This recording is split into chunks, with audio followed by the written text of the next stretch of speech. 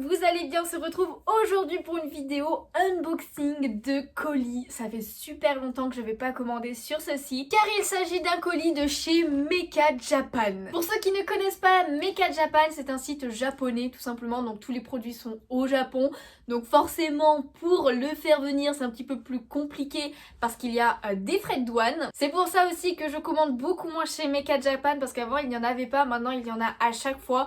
Et ça pique un petit peu de recevoir la note. Si vous voulez recevoir votre colis, bien il faut payer 50 balles. C'est ce qui est arrivé pour ce colis. Voilà, j'ai dû payer 50 € de plus, sachant que c'était déjà un colis qui m'avait coûté 150 €. Donc forcément, ça commence à me piquer un petit peu quand c'est un tiers du prix. Mais bon, c'est le seul moyen d'avoir certains items et j'ai craqué un petit peu. Voilà, de temps en temps, j'essaye quand même d'en prendre, surtout que ça permettra de faire d'autres ouvertures sur la chaîne, donc j'ai hâte de vous montrer tout ça. Il n'y a pas non plus 36 000 choses, mais j'avais envie de l'ouvrir en vidéo avec vous, donc elle sera quand même assez courte et comme ça vous montrera les quelques displays qu'on suivra un peu plus tard sur la chaîne. Donc du coup sur Meka Japan, ça vient du Japon comme je vous disais, vous trouvez beaucoup de Pokémon, beaucoup d'animés, mangas, ce genre de choses, de jeux vidéo, que ce soit des figurines, mais aussi des goodies, des peluches, tout ce qui est cartes Pokémon, ce genre de choses vous en trouvez là-bas, et plein aussi de choses du style vaisselle, voilà, des verres, des assiettes, des serviettes, des stylos, tout ce qui est papeterie aussi. Franchement il y a énormément de choses sur ce site, mais voilà, pensez bien que forcément quand vous voyez c'est pas trop cher comparé à ce qu'on peut trouver en France, mais il faut que vous rajoutiez les frais de port qui sont pas forcément donnés, hein. C'est à hauteur de 20 € à peu près en fonction de votre panier, plus les frais de douane. Je peux vous dire qu'ils se font plaisir sur les frais de douane, hein. Mais en tout cas je suis trop contente d'avoir reçu ce colis parce que j'ai cru en plus que je ne l'aurais jamais. Il y a eu un petit souci avec DHL, ils ont mis le mauvais point relais, donc forcément quand j'allais à celui qui me disait, et bien tout simplement le gars il me disait bah non en fait j'ai pas votre colis. J'y étais 3 fois avant que le gars me dise mais vous êtes sûr que c'est pas plutôt le même nom de magasin qui est dans la ville d'à côté? Et évidemment mon colis était là-bas. Voilà, sur le site ils avaient mal renseigné le point relais. Donc je suis super rassurée d'avoir enfin eu ce colis, franchement heureusement. Parce qu'il y a quand même des petites choses que je voulais trop recevoir et que j'ai hâte de vous montrer. Donc c'est parti, ouvrons ce colis. Oh là là là là, je vois déjà un item que j'avais hâte de recevoir. Et c'est tout simplement un display de figurines My Hero Academia. Et plus exactement, c'est les figurines Remount. Donc pour ceux qui me suivent depuis un moment sur la chaîne, vous savez, de temps en temps, j'ouvre des displays de Remount, de figurines Remount de Pokémon. Et bien, ils en font d'autres licences aussi, dont un display de My Hero Academia avec ces figurines. Regardez-moi ça, on a Bakugo, Midoriya et Ochako de ce côté. Franchement Ochako elle est trop mignonne avec les petites bulles et tout, mais même ils sont très stylés. Par contre je ne pensais pas que le display était aussi grand. Alors les box doivent être énormes, on va regarder ça d'un peu plus près.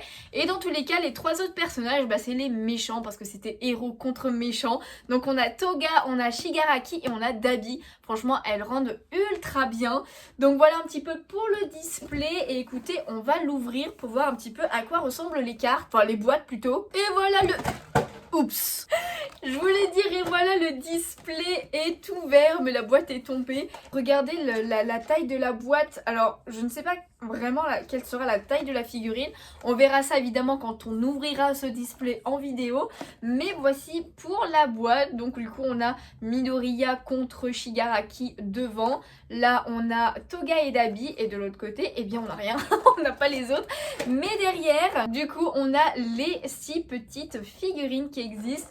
Donc évidemment il y a 6 boîtes dans le display, vous êtes sûr d'avoir toutes les figurines dedans. Par contre il vient dans chaque boîte, on ne sait pas quelle est la figurine. Donc si vous avez acheté des figurines à l'unité de ce style de figurines, donc les box Remount, eh bien c'est aléatoire, on ne sait pas. Il n'y a pas en plus de taux de chance ou quoi que ce soit, hein. Donc du coup j'ai hâte d'ouvrir ça. C'est la première fois que je prends des Remount qui sont hors Pokémon, donc on verra bien un petit peu à quoi ça ressemble. Mais en tout cas j'ai hâte d'ouvrir ce display. Donc on continue l'ouverture du colis et je regarderai le reste un petit peu après. Mais tout d'abord eh bien nous avons un deuxième display Remount, mais cette fois Pokémon. Et oui, j'ai pris la collection 2 des Gemstones, donc avec ces 6 figurines là qui sont juste incroyables, elles sont trop belles.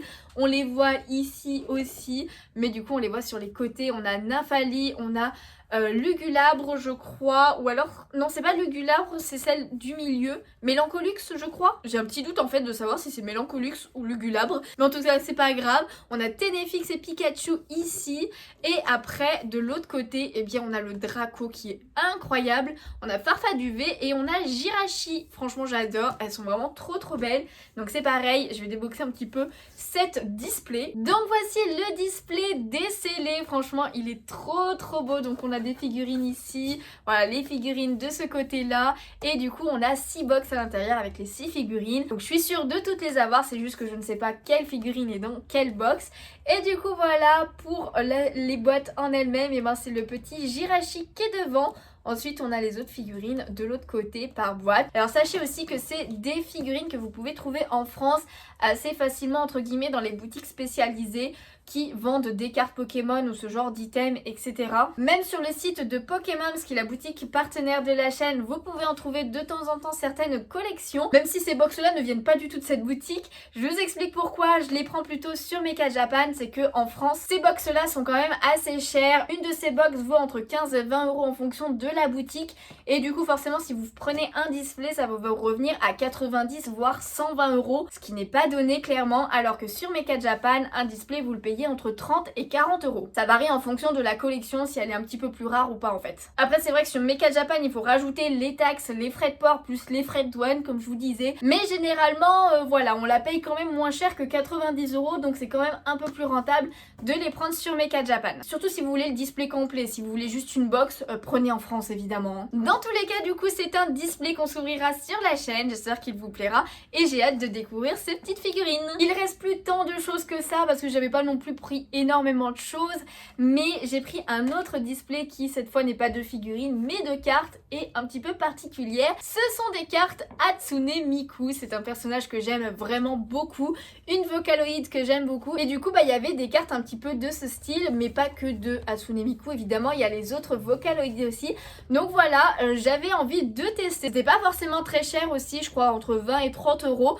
Donc voilà, j'ai pris et on va quand même l'ouvrir juste le display histoire de voir à quoi ressemblent les boosters. Voici le display ouvert et du coup voici à quoi ressemblent les boosters. Donc voilà, on a la petite Hatsune Miku avec une carte représentative dedans. Donc il y a 16 boosters à l'intérieur et comme je vois écrire le chiffre 32 juste ici, je pense qu'il y a 32 cartes, donc potentiellement 2 cartes par booster. J'avoue que c'est pas forcément écrit, si je pense que c'est ça parce qu'il y a un chiffre 2 aussi, après c'est écrit en japonais donc j'avoue que je comprends pas forcément, mais il doit y avoir 32 cartes à collectionner donc j'espère qu'on les aura toutes dedans. Mais en tout cas voilà, j'ai hâte et je sens qu'il y a un chewing-gum dedans aussi. Ça ils aiment bien mettre ça, des chewing-gums dans les boîtes comme ça, parce que dans les figurines remontes il y a aussi un petit chewing-gum dans chaque boîte. En tout cas voilà, c'est un petit display qu'on s'ouvrira sur la chaîne à un moment donné, histoire de découvrir ces cartes. J'ai trop hâte. Je me dis que ça change un petit peu et ça vous fait potentiellement découvrir des choses que vous ne connaissez pas. C'est fini du coup maintenant pour les displays, on passe à des petits goodies. J'en ai pas pris beaucoup, mais tout d'abord j'ai pris cette petite peluche de Anya. Elle est beaucoup trop mignonne, franchement j'adore, regardez-moi sa tête. Je suis très fan de Spy Family et du coup elle était pas très chère, je crois à 6 euros, un truc du genre. Donc j'ai voulu la prendre et c'est juste la petite tête de Anya, voilà un petit porte-clés entre guillemets mais en mode peluche. Voilà, elle est trop mignonne, j'adore. Donc voilà, elle est vraiment toute douce en plus la petite peluche, j'adore, c'est trop mignon. On a le petit tag de Spy Family évidemment et la voici hein. Après de toute façon je la mettrai en déco, je la trouve trop chou parce qu'on va éviter de l'abîmer en la mettant vraiment sur un porte-clés hein. Oh là, il reste plus que 3 choses à vous montrer qui sont en fait le même objet mais 3 illustrations différentes. C'est des stands acryliques les amis de Cardcaptor Sakura, ils sont incroyables. Il y a toute une collection de stands acryliques de ce style en mode vitraux et tout qui sont sortis sur le site et j'ai craqué pour 3 d'entre eux parce que bon, je pouvais pas tous les prendre, ils étaient quand même à 12 ou 13 euros le stand. Donc j'en ai pris 3 quand même, j'ai pris celui-ci de Sakura, celui-ci aussi de Shaolan, c'était le seul qu'il y avait de ce personnage, franchement il est trop stylé. Et j'en ai pris un deuxième de Sakura aussi, c'est celui-ci, tous les autres qui existaient sont de Sakura aussi.